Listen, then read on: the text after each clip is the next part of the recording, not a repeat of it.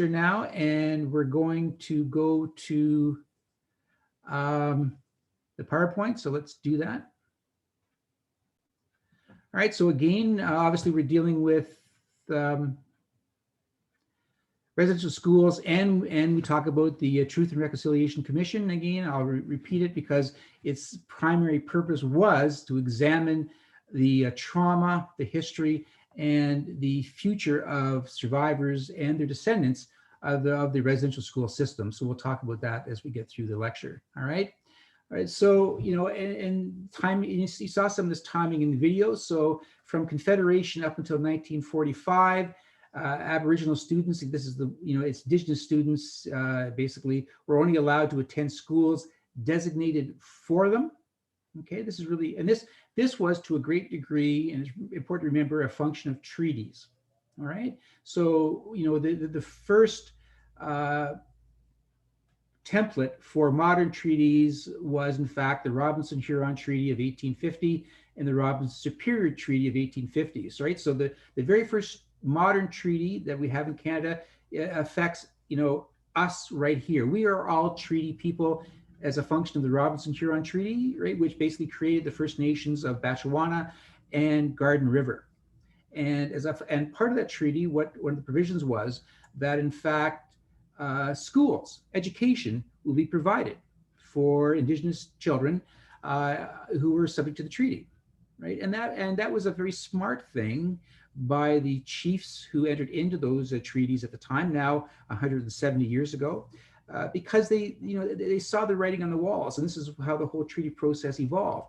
They saw the vast colonization that was taking place in the country. 1867, of course, was Confederation. So they saw what Sir John A. Macdonald and the boys had agreed to in Charlottetown 3 years earlier with respect to expanding across the country and colonizing it to a great degree, bringing immigrants from Great Britain and Eastern Europe to this country. So, all these, the Indigenous chiefs who entered in these treaties, they saw that there was really no going back to the way it was pre-contact.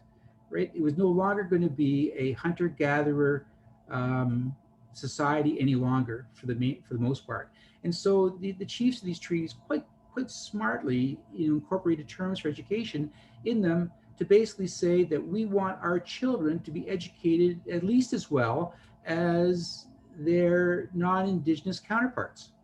Right? So they expected them to gain things like math and math skills, and to learn English, right? That was important because the chiefs knew that the children, in order to be competitive in a new world, basically going forward, had to basically be able to compete with white children to a great degree, right? So that was the deal, but that's not what happened, and I'll talk about what happened actually in a few slides.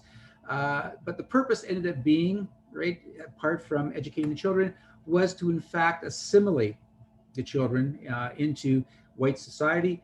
It meant basically teaching the boys how to farm, teaching the girls domestic chores, and certainly inculcating them into whatever religion was basically controlling the residential schools at the time, which was either Roman Catholic, Presbyterian, Methodist, both of those becoming fundamentally the United Church of Canada.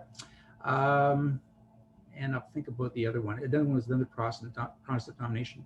But those were the main denominations that, Anglican, I should remember that, because Anglican Church was who ran the Shingwauk residential school. All right, so it was federal government and those four churches. What happened, of course, and this is just an overview, incredible amount of children died. The low number is 6,000. The upper number is 18 to 20,000 children died. They are all suffering physical, sexual, emotional abuse, right? There was an Aboriginal Healing Foundation created. We'll talk about that in a few minutes. And of course, the TRC. Okay, so again, education was seen as a tool for assimilation, obviously by white society, not by those Indigenous leaders who signed treaties. Right? There were guarantees for treaties or for education set out in the treaties. And the whole point of it is that they saw schools being established on treaty lands, on the reserve lands, right? In partner, so basically, white society, churches were fine, but white society being, building these schools on reserves.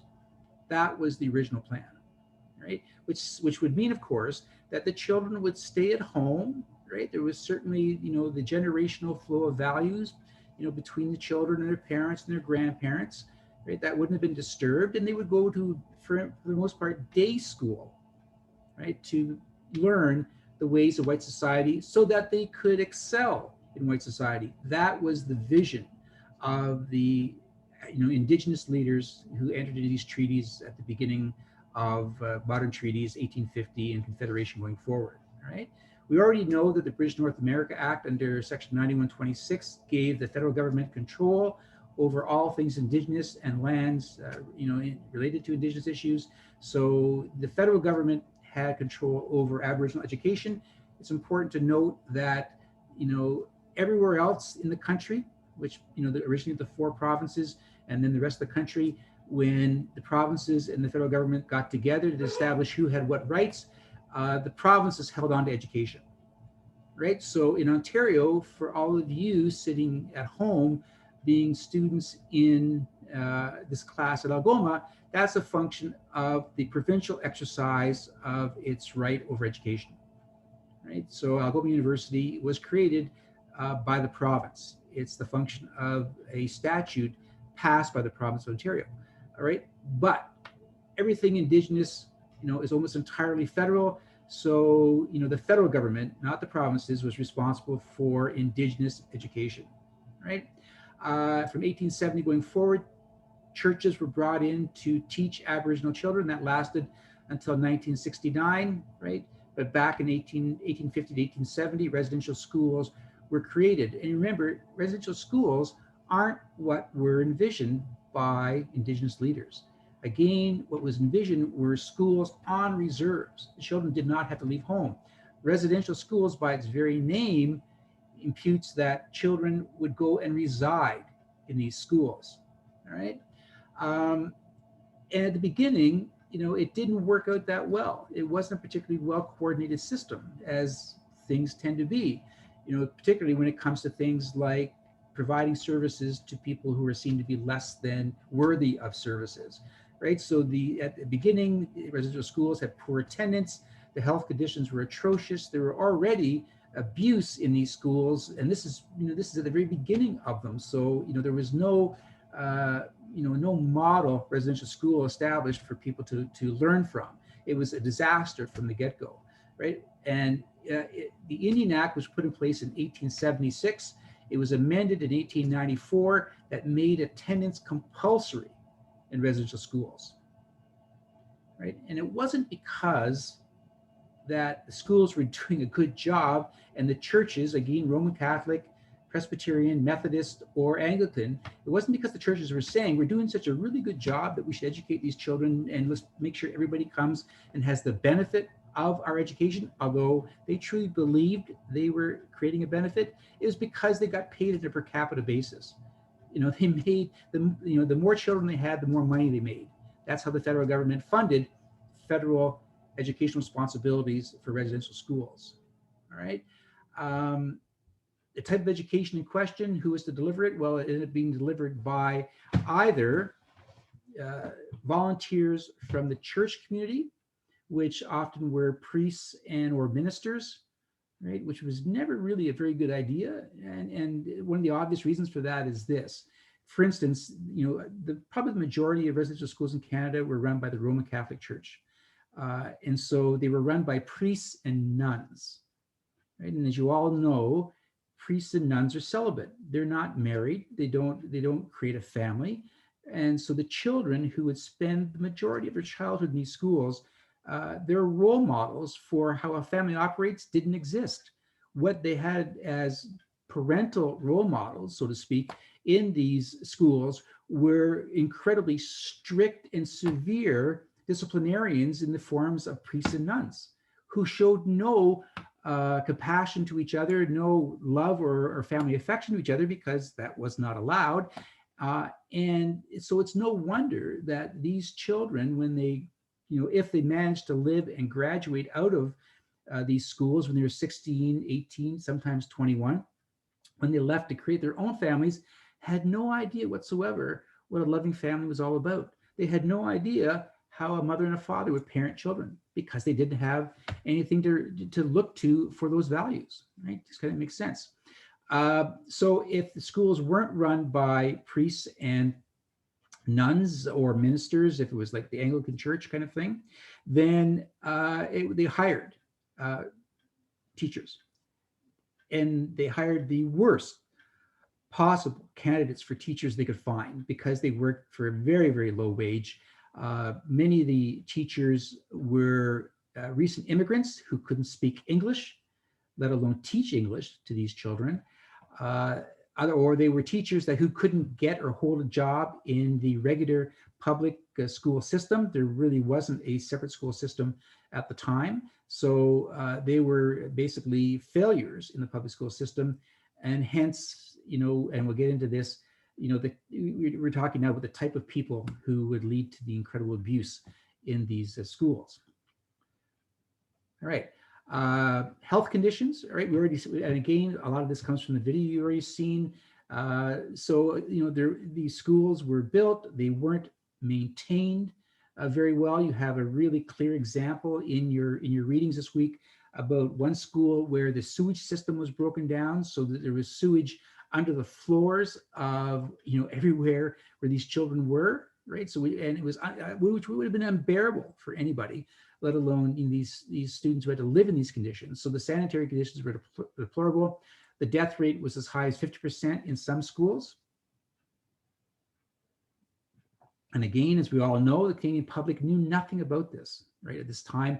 And even if they heard about it, they would not listen to it. They had no interest in knowing about this, right? Again, Indigenous peoples were seen as savages, those people. Right? So white society had very, very little interest in seeing anything that was going on that needed correction for others that they had, who weren't part of, again, us.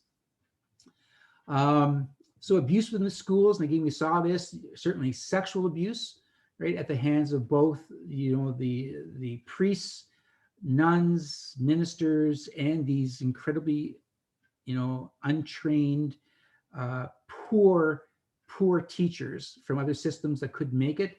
So sexual abuse was rampant, right? And we saw that in the video as well. And you have to remember that, it's rampant because for a number of reasons. These schools tended to be set apart from any real community, and there was no interplay between the outside community and the schools themselves. So for instance, Shingwak, sitting on the site of the university, would have very, very little. I mean, the society living in Sault Ste. Marie at the time would have almost zero contact with the school, except with respect to things like buying produce from the farms. We'll talk about that. So there would certainly be those who you did the sexual abuse, again, would do it, without any fear of reprisal, right? And so that's opportunity, and they took advantage of it. Physical corporal punishment was rampant, right? I guarantee you it was rampant. I had corporal punishment when I went to school, public school. So I was strapped, right? And I was in a public school. So, corporal punishment in Indigenous schools nobody would have given a second thought about that, right? Obviously, mental, emotional abuse, it's here in the slide, it says it's the most damaging. And it clearly was, because what these schools did, and this is a function of assimilation, was they broke the intergenerational flow of values, right? Incredibly important, especially in Indigenous society, which is an oral tradition society, where parents and grandparents passed down creation stories and life lessons orally to their children and grandchildren, right? You take these children, you put them in a residential school away from the parents or grandparents, and you break that intergenerational flow of values, right? So that's incredibly abusive from both a mental and emotional point of view. A lot of children tried to run away. We're going to see a video at the end of this lecture about a very specific child who ran away and died as a function of that. It's a function of a film by Gord Downey, who I'll talk to you about in a few minutes, right? And clearly, the aim was assimilation, right? So, these children came to school, their hair was cut to be a white man's haircut, essentially. Their clothes, any clothes they brought with them, they were burned. Essentially, they were put into uniforms. They were given English names that had nothing to do with who they really were, but names that they had to learn because they were punished if they didn't use those names. And, in the vast majority of cases, those names ended up being the names they took into adulthood and, in fact, still carry now through their families because those are the only names they knew.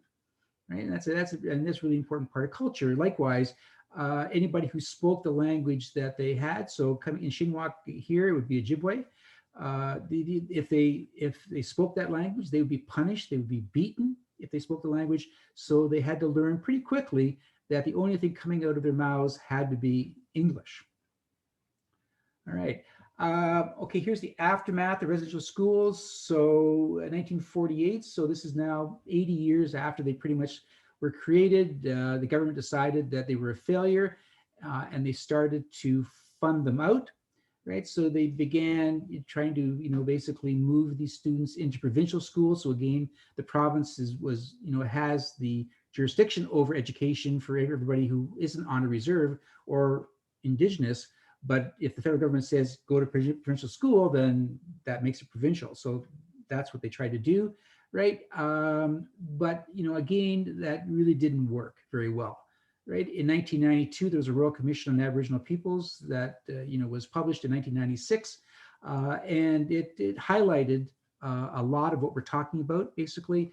And what it also called for was the establishment of a commission to simply talk about this, and that eventually became the TRC, which was started in 2008. All right. Clearly, and this is part of what we saw in the video and what you read in your readings, no amount of money can compensate these children for what happened, and no amount of money can compensate the parents for the loss of their children. Criminal prosecution didn't work, that well. There are cases, famous cases of prosecution criminally for those who abused children. So there's a the Pint is the one that's in your readings about him that was prosecuted in 1992 and 96, I think it was, or 94 and 96. But it wasn't really very effective to a great degree because by the time anybody got around to prosecuting for the egregious harms caused in these schools, a lot of those who caused the harm had died, right? So prosecution was ineffective. What really became the most effective way to do it was civil litigation, right? And it took a while for it to take hold, but civil litigation has been the way in which residential school survivors have been compensated for their losses. Again, and we saw this in the video, no amount of money is going to make up for those losses. But it's the only thing that we can get out of, for instance, the federal government to try in any way whatsoever to provide for some kind of compensation. And we'll talk more about that in additional classes. But we ended up having, and we saw this, the Indian Residential School Settlement Agreement. So $350 million was made available in the last 20 years for Indigenous peoples to make an application to collect monies from. If you were, in fact, a residential school attendee, you had to prove to, for the purposes of the agreement, to access these funds, you had to prove that you were a resident. That was easily available for a lot of residential school survivors, not so available for schools that had closed down, didn't have good record keeping, or schools that had burned and the records were destroyed. So, not everybody by any means has had access to these funds. And as you also would have read, not everybody even wanted to have access to these funds because they took the position that nothing could compensate them for their losses, and they didn't want to look like they were accepting money from the federal government in any way to represent some kind of an apology that they were prepared to accept. Okay, so we're going to watch this. This is a brief video on the TRC. So let's watch this now.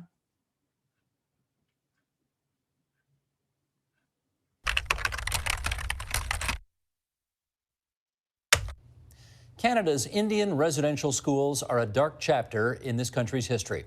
As such, the federal government has established a Truth and Reconciliation Commission to examine what went on in those schools. And yet, many Canadians aren't aware a commission exists or what its mandate is. Joining us now to detail what Canada can learn from other countries' Truth and Reconciliation Commissions in New York, New York, Eduardo Gonzalez. He is director of the Truth and Memory Program for the International Center for Transitional Justice. And Mr. Gonzalez, as I welcome you to the program from New York, let me just share with our viewers some of the background to what I just described, because from 1874 to the year 1996, more than 150,000 First Nations children were separated from their families and communities in Canada and sent to church and state-run Indian residential schools in an attempt to assimilate them. The experience was pretty terrible. They were prohibited from speaking their native language. They were forbidden from practicing their cultural traditions. They endured physical, sexual, and emotional abuse in many cases. With that background in place, perhaps you could tell us, what does the Canadian Truth and Reconciliation Commission hope to achieve? Thank you, Steve. Truth and Reconciliation Commissions are usually established in the wake of great atrocity. That is why typically the Truth Commissions we know, such as the one in South Africa or the one in Chile, were established after armed conflicts or after dictatorial regimes.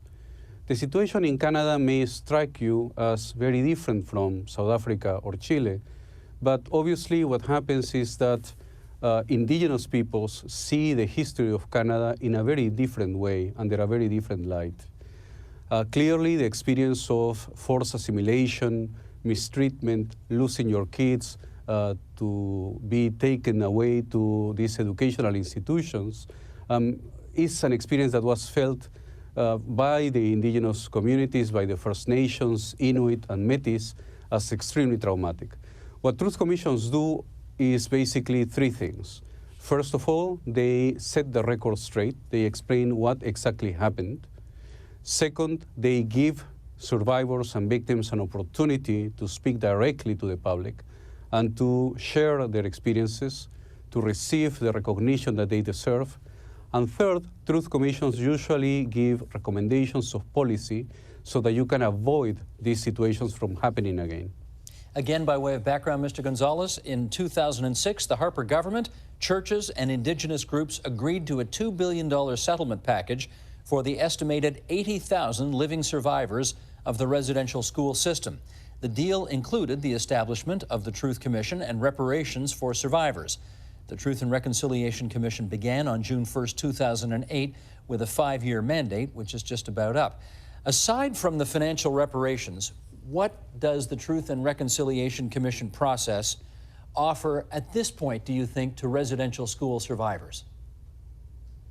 The Truth Commission was a request and a demand from the Assembly of First Nations when it was negotiating this settlement agreement that you have just described. What was pretty obvious for survivors was that they did not feel that the intensity of their experiences would be deleted in some way by a monetary compensation. Survivors said very clearly that they were not after the money. What they wanted was validation and recognition of what they had suffered. Therefore, the Truth Commission was incorporated as one of several elements of the agreement that was passed by the government, the churches, and the Assembly of First Nations. In this particular agreement, Schedule N, what happens is that the Truth Commission is created so that in addition to the rest of the agreement, survivors have the opportunity to talk and to be heard. That is something that the survivors themselves asked. So what I think this Truth Commission does is to actually give a more human and a more approachable experience to this settlement, which would otherwise be basically just a judicial arrangement. What the Truth Commission does is to give depth and to give a more clear, sensitive experience to survivors when they have to deal again with the churches and with government. And when the Commission finds out about crimes that have been committed in the past, is it able to pursue a kind of a criminal charge aspect to whatever they find out? The Commission is not a judicial institution. In fact, the Commission has to work basically with the memories and the information that survivors will give. The agreement, if I am not wrong, is clear that the Commission is not contradictory either with the tasks of justice. If the Commission finds information that is clearly information about criminal activity, it will do what every Canadian citizen can do, which is to refer that information to the appropriate authorities. Now, what is the real significant point here is that truth commissions are about the victim, while judicial activity are usually about the perpetrators. What you have in a court of law is a process to determine whether an accused has in fact committed certain actions or not. And what a truth commission does is really to focus on the experiences of the victim and to make the victim and the survivor the center of its activity. We just put up some information on the screen a moment ago which indicated that you were involved in Peru's Truth and Reconciliation Commission, and I wonder whether any of the experiences you had associated with that can teach us about what might work with our Truth and Reconciliation Commission. I worked in the Peruvian Truth and Reconciliation Commission that was established about 10 years ago after the end of a very sad chapter of our history, the end of a dictatorship, the dictatorship of President Alberto Fujimori, and the end of an internal armed conflict between the government of Peru and a terrorist organization called the Shining Path. Our conflict costed about 69,000 lives to Peru. And so when democracy was recovered, the new government created a truth commission, and we heard about 17,000 survivors who came in front of the commission to share their experiences. And we learned a number of things. I mean, one of the things that I can think of right now in terms of what can be useful for Canada is the centrality of victims. What is more significant in the work of a truth commission, in my view, is to listen. It's an act of respectful listening to what survivors have to say. It may be that survivors have a version of what happened that is just partial, that reflects only their particular experience. And certainly a truth commission, on the basis of much information, archival research and other instruments, is going to reconstruct history probably in a different way. However, what is central is not necessarily the final report that you have where you establish the facts as they were, but actually the process of relationship with survivors, listening to them and giving them an opportunity to interact with the wider Canadian public. Do you have any concerns about how we're proceeding with our Truth and Reconciliation Commission here? Well, I think that the main challenge for the Truth and Reconciliation Commission in Canada was, in a way, the way you opened the program. Many Canadians, non-Aboriginal Canadians, do not know much about the Truth Commission. So for me, the main challenge and what would be my main concern is in what way both Aboriginal and non-Aboriginal Canadians can work so that they can find out more about what the Truth Commission is doing. And when the Truth Commission issues its findings and recommendations, how do all Canadians engage with that in order to make it a constructive discussion, a constructive dialogue? For me, the concern would be that the Truth Commission does a worthy effort to document what really happened, to give a word and to give the space to the survivors, and that effort in some way ends up in the shelves of a university. That must not happen. What should happen here is that the Truth Commission of Canada opens up the space for all Canadians, Aboriginals and non-Aboriginals, to recognize what happened in the past and to imagine ways in which Canada can be refounded as a country where Aboriginal and non-Aboriginal citizens can find a common way. Well, my hunch, Mr. Gonzalez, is that there is very little awareness among Canadians that this commission exists and is doing its work. And if that's true, then the whole point of allowing people who have been abused in the past to have their stories told and get that draft of history written, well, it's not happening. That's a problem, wouldn't you say?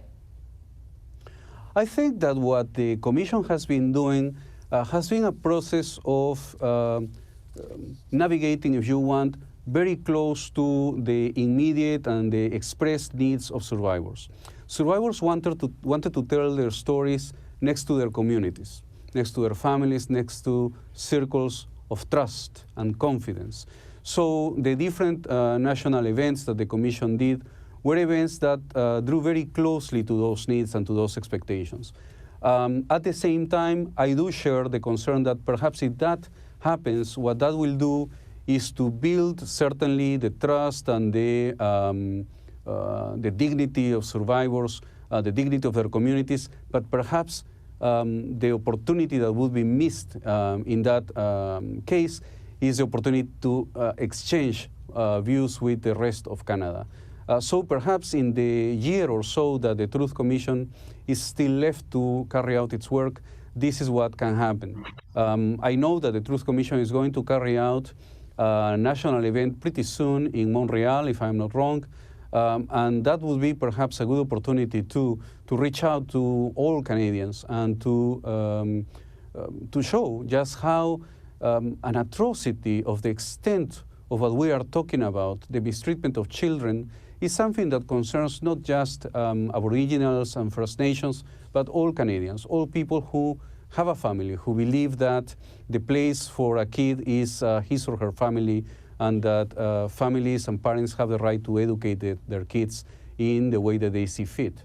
Okay, Mr. Gonzalez, let's finish up on this. I think we all understand what the truth angle is in this. Victims come forward, they tell their stories, we hear their truths. The reconciliation part sounds like a different and in some ways much more challenging thing. How does that work? Well, reconciliation clearly is a complicated concept in this dyad that we have set out. Clearly, reconciliation cannot be understood as something automatic and as something that will happen the next day after the Truth Commission closes its doors. Clearly, reconciliation has to be a process. And to make it even more challenging, reconciliation is a long process, a process that engages Canadians, members of a community, at a number of levels. First, clearly there is a psychological, personal level in which survivors particularly need to reconcile with what happened, need to reconcile with their own history, need to accept themselves, and need to embrace their families. Second, there is obviously a political aspect and a political level to this. These events happen for a reason, happen because of marginalization, because of the subordinate place that the official system put indigenous populations in. And therefore, for reconciliation to really happen, it will have to invoke a process of political transformation by which First Nations and non-Aboriginal Canadians see eye to eye on a number of things regarding the future of their country. So I think reconciliation, at least in those levels, the psychological level, the emotional level, therefore, and the political level, the level of policy, will be a difficult and long road. What I hope is that the Truth Commission, on the basis of its findings, will make smart recommendations of policy to repair not just this particular group of Aboriginal people and First Nations that suffered through the experience of the schools, but to help all of Canada, Aboriginal and non-Aboriginal, to move forward with concrete, constructive policies. Let's hope you're right. Eduardo Gonzalez, it's good of you to join us on the line from New York City tonight. Thanks. All right, guys. Yeah, thank you. So the reason I showed that to you, obviously, was to give you some background before the TRC report was actually released, but to give you a bit of an international perspective on what the TRC is all about, because this is a gentleman who worked with a TRC commission in a number of locations, but primarily in Peru, which is a country in South America.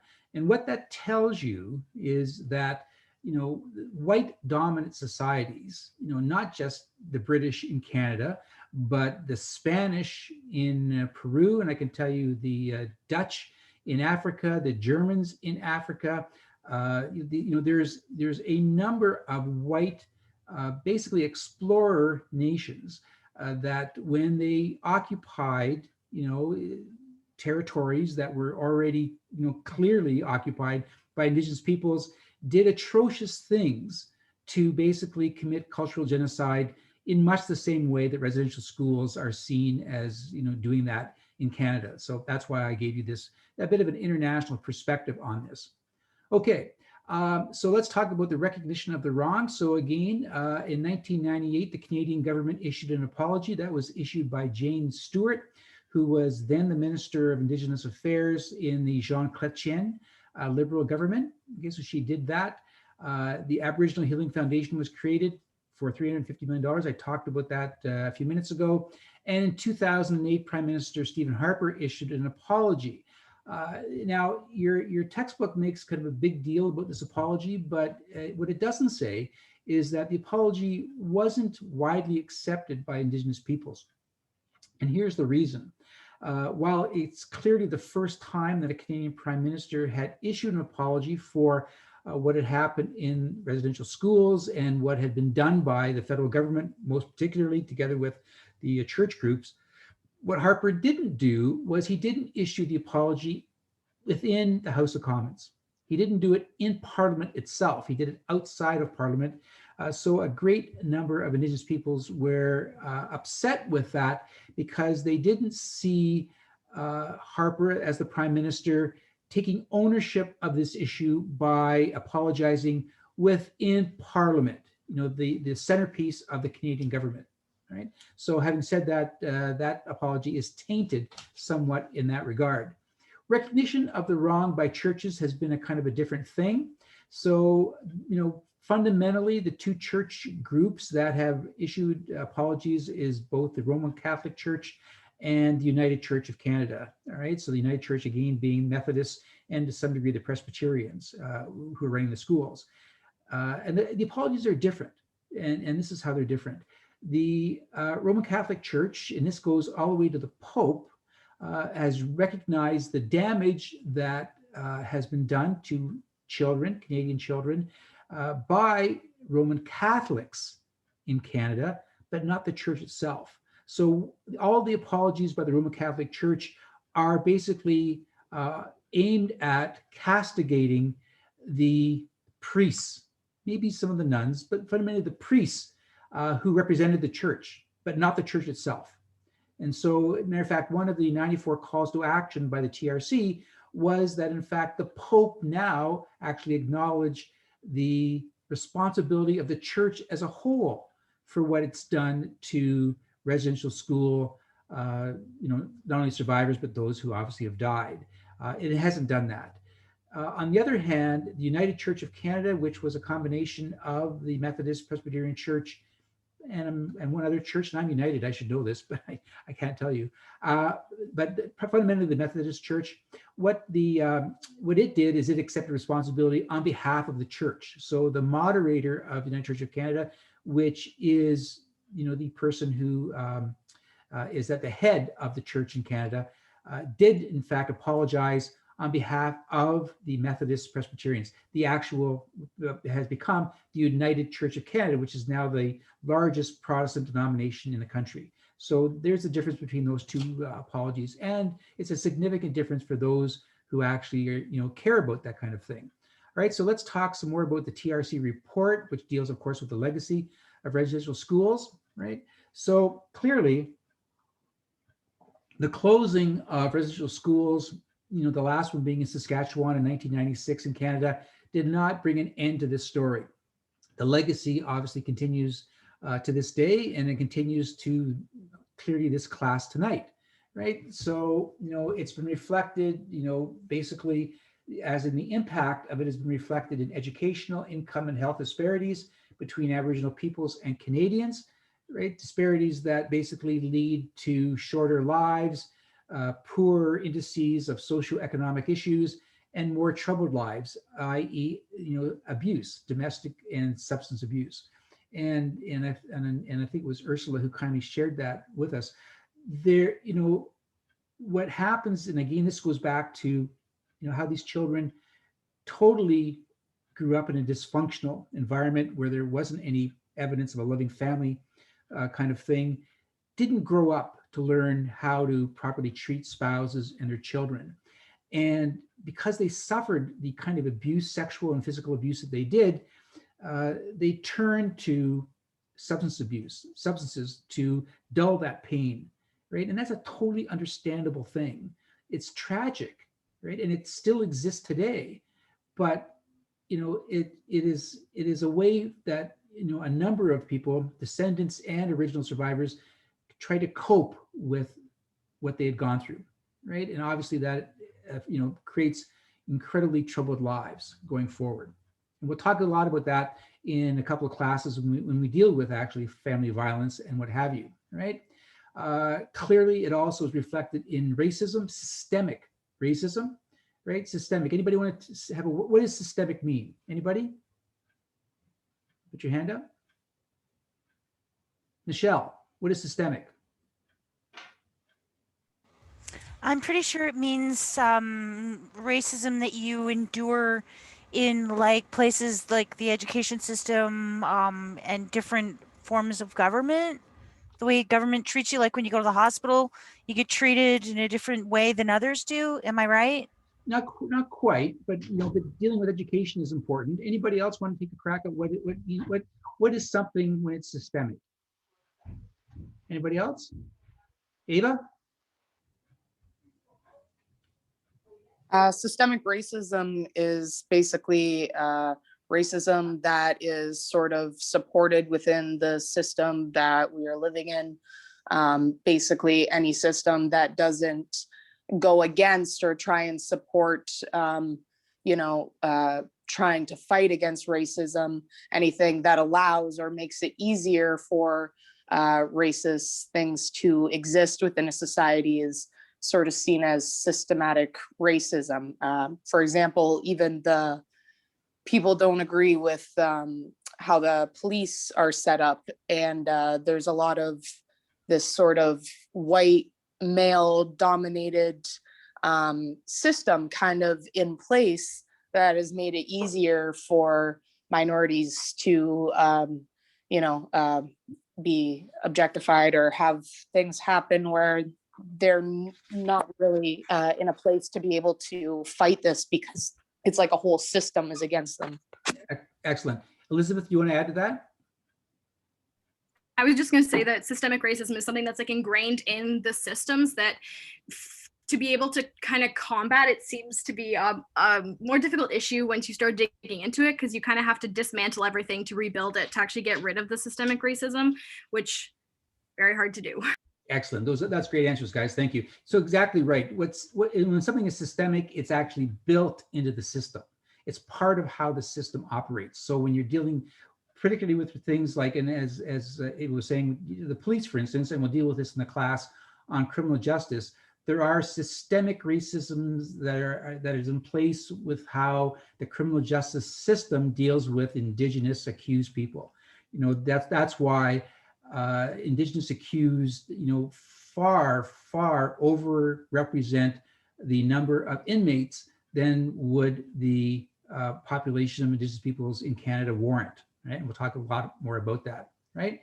We also have, and the TRC justified and verified this, that we have cultural genocide as a function of what the residential schools did, because it crushed Aboriginal languages and brought them to the verge of extinction, right? And you would have seen it in your materials that when you destroy a people's language, you go a long way to destroying their culture. Okay, so that's incredibly important, because clearly nobody could do anything except speak English in the vast majority of residential schools, except of course those in Quebec, where the Roman Catholic Church had them speak French, right? We also have the disproportionate apprehension of Aboriginal children by child welfare agencies, right? Disproportionate imprisonment and victimization of Aboriginal people, basically all as a function of systemic racism. Right? Matter of fact, again, in your readings, it would have shown that in the last 20 or 30 years of residential school existence, to a great degree, it was seen as a place for child welfare placement rather than education. Right? People who put them in these schools saw them as a way to protect the children rather than have them at home in unworkable families to a great degree, basically. Again, the survivors are not the only ones whose lives have been disrupted and scarred by the schools, basically. Again, parents ripping children away from their families. And then, of course, the survivors' children, their grandchildren, extended families, everybody, who had any kind of a familiar relationship with a survivor would have been impacted by it. And it was impossible to avoid being impacted by it because it fundamentally changed who these children in fact were, right? So children who were abused in schools often went on to abuse others. Students developed addictions as a means of coping, which I mentioned earlier, basically. Students who were treated as prisoners in the schools often graduated to real prisons. Again, we'll talk about that in the class on criminal justice, right? And so the policy of assimilation in residential schools had 5 specific areas: child welfare, education, language, culture, health, and justice. And remember that assimilation, this was the #1 tool of the federal government to, in fact, assimilate indigenous peoples into white society, not just the children, but by doing it with the children, eventually the hope was to assimilate Indians out of existence. Right? So Duncan Campbell Scott, who was the Deputy Minister of Indian Affairs for about 30 years in the 19 teens, 20s, early 30s for the federal government, a raging racist, right? Nobody denies what a racist this guy was.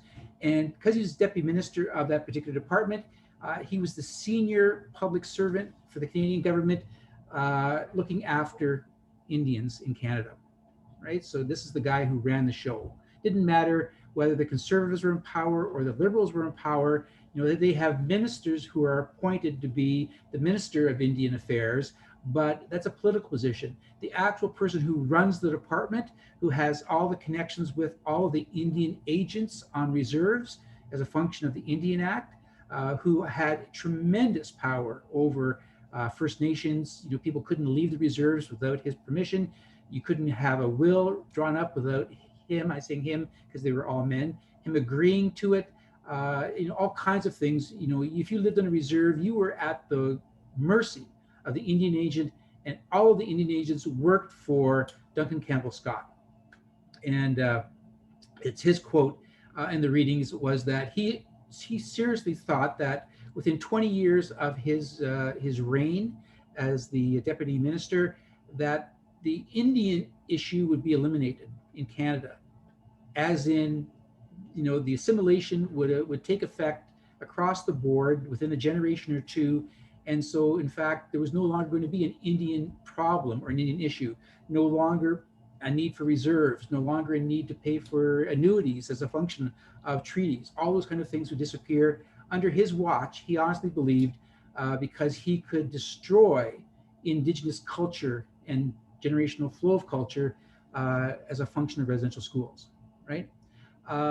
Child welfare. So the federal government and the churches believed that Aboriginal parenting, language, and culture were harmful to children, and that's a function of, in fact, them coming to the fore, and the churches particularly proselytizing the religions who, and it's, again, I said this from the very beginning, history is a very subjective thing. It's not objective, it's very subjective. So, if you talk to somebody in these churches in the 1860s, the 1870s, the 1920s and 30s, these people quite honestly believed that they were doing good.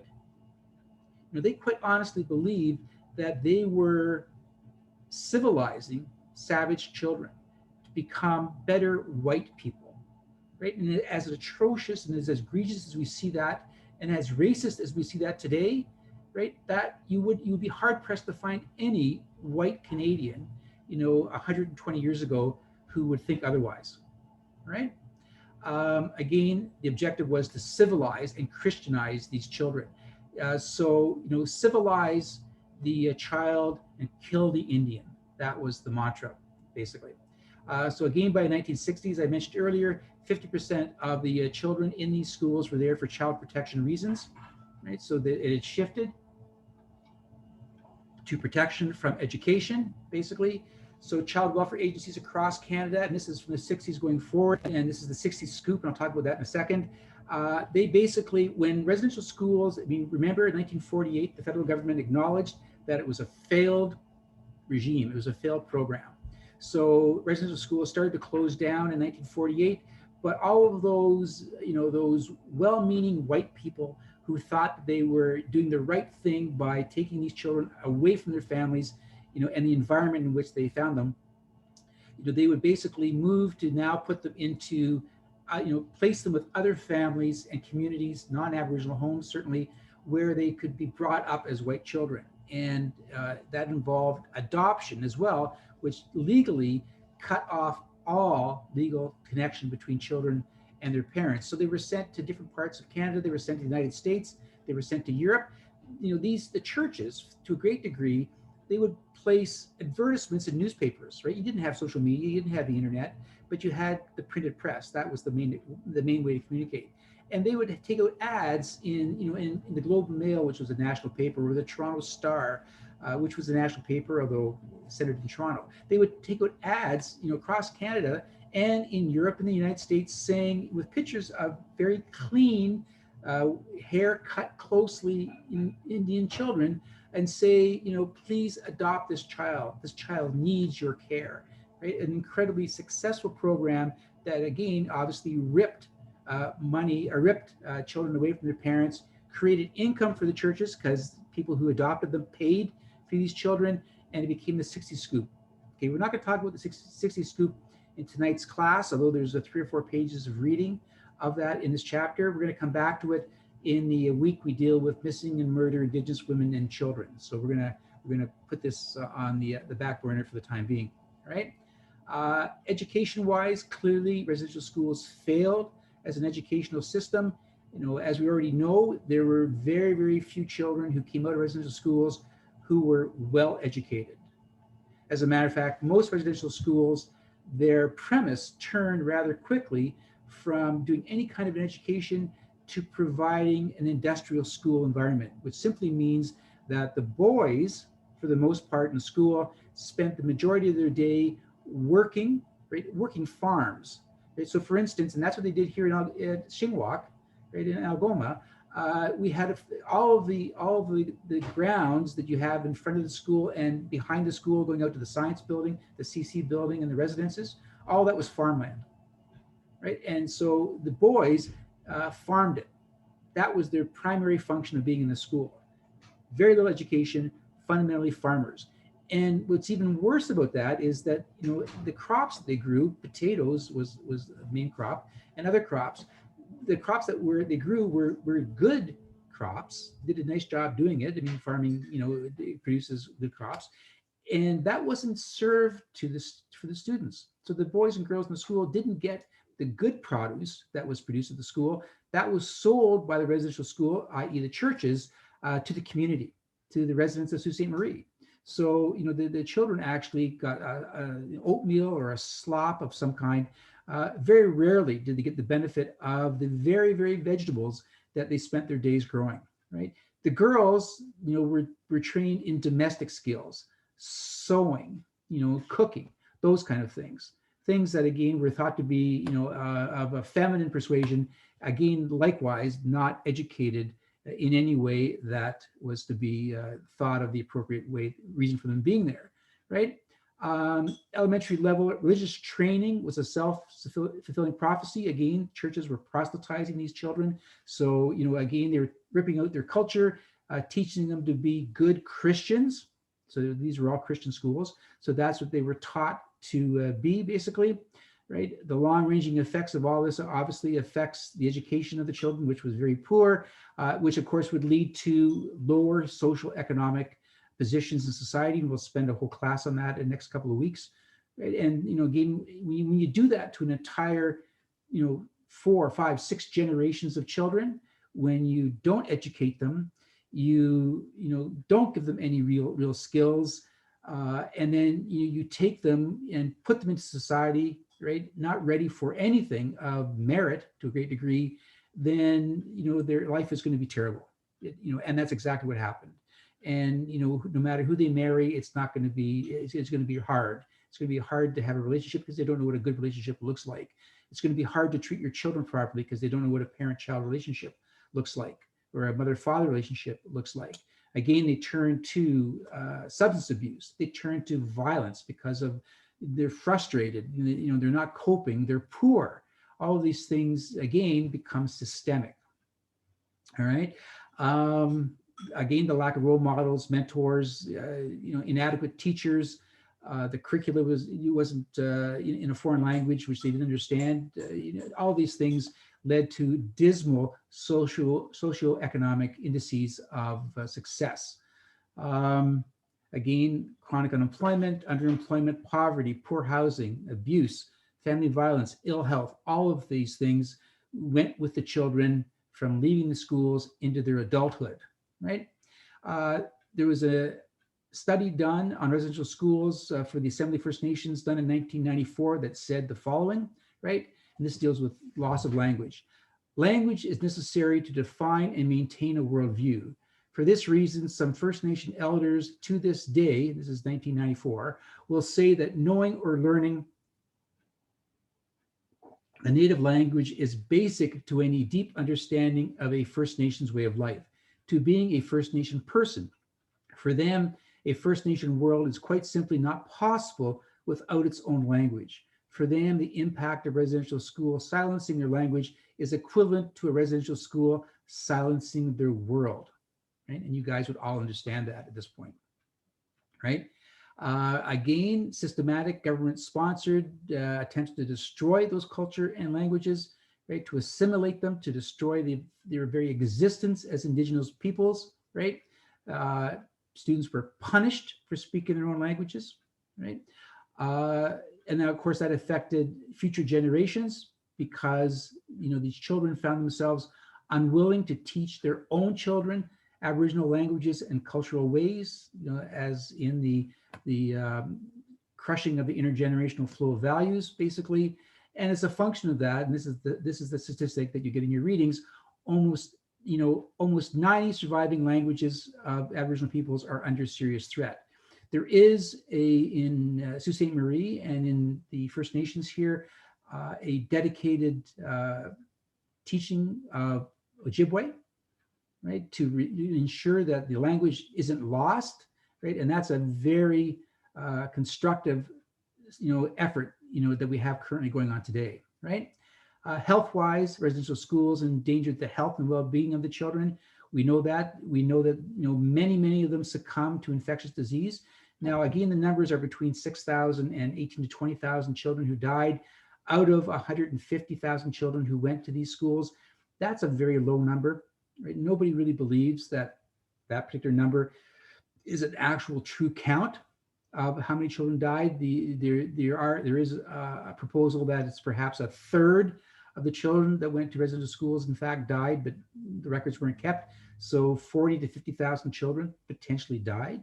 And that's and that's not hard to believe, only in that these children dying, their deaths weren't always recorded, right? The churches, depending on the circumstances of the deaths, didn't record those deaths. Clearly the parents wouldn't know about them because they no longer had any connection with the schools. Some of these children, when they were picked up when they were 6 years of age, never went home again until they were teenagers, right? If they went home at all. And sometimes when they didn't come home at all, the parents who had lost touch with them for 5, 6, 7, 8 years didn't ask any questions about where they'd gone. They just assumed the children were now young adults and had moved on and no longer had any connections with their families and made their own lives somewhere else. They had no idea that, in fact, these children had, in fact, perished in residential schools. All right. Obviously, they died as a function of abuse, but clearly being poorly fed was part of the system, susceptible to a number of health problems. Tuberculosis was rampant for these children, right? And so that was a big killer. Sexual and physical abuse, we know was there. We saw it in the video. We've talked about it. It created lasting trauma for the children. The overall suicide rate among First Nations communities is twice that, and this is a statistic today. It's still twice that of the total Canadian population. And for the Inuit, who are Indigenous persons in the Arctic Circle, it's 6 to 11 times higher. Aboriginal youth between the ages of 10 and 29 living on reserves are 5 to 6 times more likely to die by suicide than non-Aboriginal youth. It's a significant problem that we have today. If you're watching the news, you will see every once in a while that there will be, and it's girls for the most part, who have suicide pacts. And and sometimes you'll see it in the news, and it's incredibly tragic that 2, 3, or 4 of them will die together. Right? They make a pact to do it together. It's absolutely awful, right? Justice, basically, we know obviously that the schools were profoundly unjust to Aboriginal peoples, basically, and parents were forced under the pressure from police to give up their children to the schools, which obviously created a great deal of animosity between Indigenous nations and people of authority like police, and that still exists today. And again, we'll talk a lot more about that when we get to criminal justice, but there is a great deal of mistrust between First Nations, Métis, and other Indigenous peoples and police forces, all right? Children were taken from their communities, very much like living custodial institutions, much like prison, which flowed through basically. Schools were treated as if the children were offenders, and they were always at risk of physical or sexual abuse, basically. And the Canadian legal system has failed to provide justice to survivors who were abused. And we've talked about that a bit with the $350 million Aboriginal Healing Fund and further efforts to help them heal. But the legal system hasn't been, apart from civil actions, hasn't been the way to do that. It's almost now always become a political answer, not a legal one, all right? The TRC has been able to identify fewer than 50 convictions stemming from residential schools, right? Which is a small fraction of more than what they believed were over 38,000 claims of sexual and serious physical abuse that survivors brought forward to the TRC, right? So that's infinitesimally few. It's almost nonsensical to even think about that number as having any real meaning for those who were seeking convictions against those people in the schools who caused any number of kinds of abuse, right? And again, in many ways, residential school experience has led to the root of the current over-incarceration of Indigenous peoples in both provincial jails and federal penitentiaries in Canada, right? And likewise, not only are the number of offenders disproportionately misrepresented in the Canadian population, being Indigenous offenders clearly overrepresent their number versus the number of Canadians in society, and likewise, the number of people who are victimized are clearly overrepresented being Aboriginal. So both being an offender and being a victim is vastly overrepresented. And I will go through those numbers when we get to the class on criminal justice. All right. And here's just the last point. Aboriginal women report being victimized by violent crime 3 times more than non-Aboriginal women who come into conflict with the law. All right, guys, that is the lecture. So I'm just going to show you a brief clip. This is from Gord Downey, who's been gone now for a couple of years. He had a video called The Secret Path. He was, his band was the Tragically Hip. He passed away at least 2 years ago now. And this is just a very short clip dealing with what he wrote and produced music for, dealing with residential schools.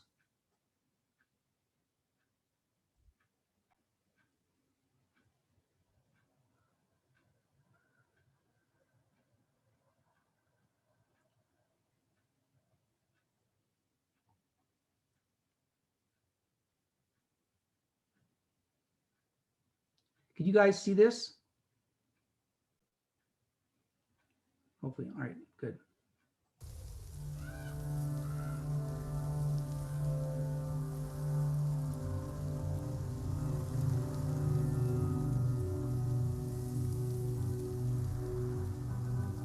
Sorry, we can't see it.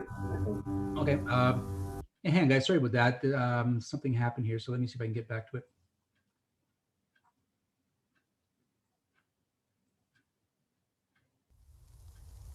That should be okay.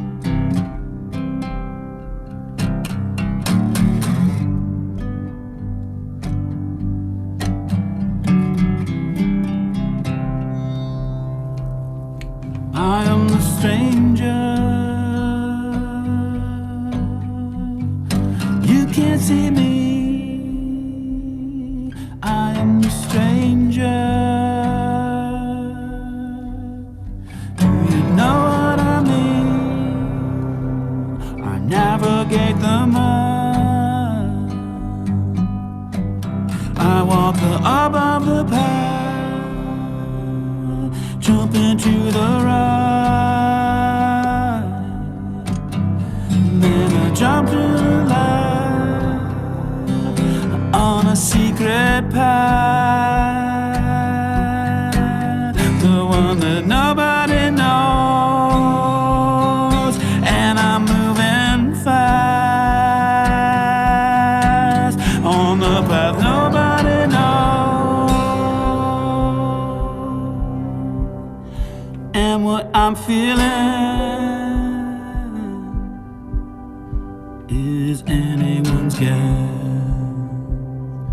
What is in my head and what's in the chest? I'm not gonna stop. I'm just catching my breath. They're not gonna stop. Please just let me catch my breath. I am the stranger. You can't see me. I am the stranger. Do you know what I mean? That is not my dad. My dad is not a wild man. Doesn't even drink. My daddy's not a wild man on a secret path, the one that nobody knows, and I'm moving fast on the path nobody knows. I'm the stranger.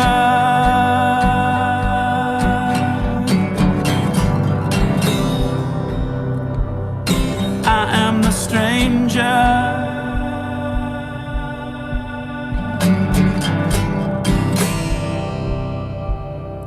I am the stranger.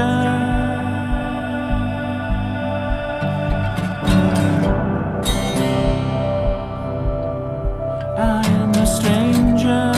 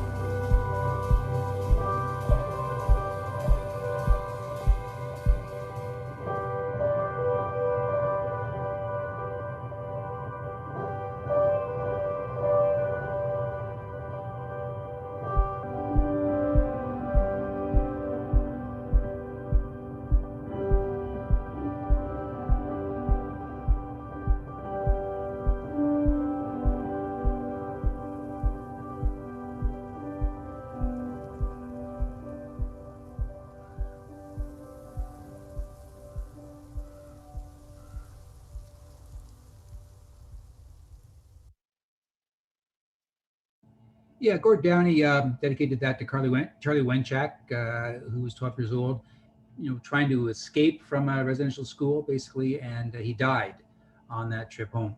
One last thing I have for you on PowerPoint. This is another video for you, and it deals with the descendants of survivors to a great degree. So I'm not going to play it for you during class. It's about 25, 30 minutes long, so you're welcome to watch this on your own time. Okay, so that's the end of the PowerPoint. So let's now we're going to do the breakout questions. So let me just get here. Same as we've done before. So there's going to be 5 breakout rooms. So you're going to be into a group of 5. So the number of your room corresponds to the question that I posted on Moodle.